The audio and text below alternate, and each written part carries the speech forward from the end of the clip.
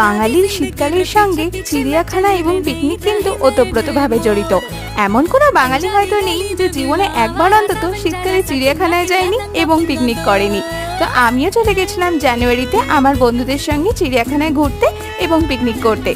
এবার পশু পাখি দেখার পরেই তো আমরা পিকনিক করতে বসলাম। সেখানে প্রচুর স্যালাড কাটাকাটি চলছিল। তো আমি ঠিক করে কাটতে পারি না বলে আমার বন্ধুরা তো ভীষণ মজা করছিল।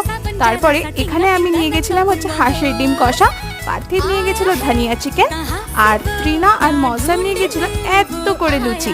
আর কৃষ্ণেন্দু দেখতে পাচ্ছেন ওই স্যালাডগুলো, ওই শসা পেঁয়াজটা কৃষ্ণেন্দু নিয়ে গেছিল। আর কৃষ্ণেন্দু পরেও অনেক কিছু নিয়ে গেছিল, সেটা পরে দেখাবে। এবার এই খাবারগুলো এতটাই টেম্পটিং ছিল যে কি বলবো, খুবই ভালো লাগছিল খেতে। আমরা তো পেট পুড়ে খেয়েছিলাম। আর ওই যে বলছিলাম না কৃষ্ণেন্দু কি নিয়েছিল, এই কমলা লেবু মাজা, কেক আর চিপস নিয়ে গেছিল। কোনোটাই কিন্তু আমি খেতে ছাড়িনি। তোমরাও তোমাদের পিকনিকের এক্সপিরিয়েন্স